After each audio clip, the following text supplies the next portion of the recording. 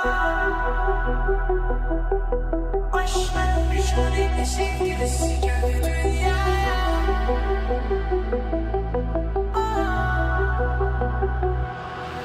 alemin sevgilisi Muhammed geldi dünyaya.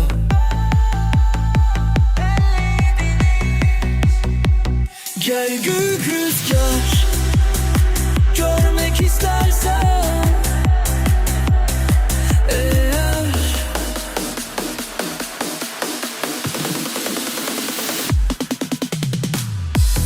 Tozlu dünya cennet oldu bugün, utandırdı zafer kazandı. Neşe sel oldu bugün, çölün gülü rengini attı.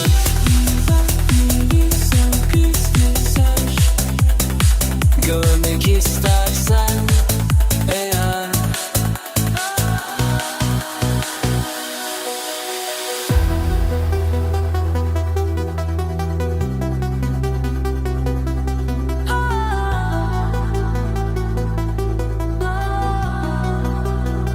Bak Amina'nın kucağında sallanıyor İslam bebeği.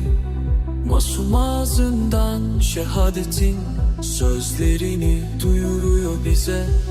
Bugün tüm günahkarlar bağışlandı, hataları zulüm çekti dünyadan, haksızlıkla etti artık. Tüm salavatları okuyarak Allah'ın mesalli ala Muhammed diyerek cinler melekler selam duruyor Peygamber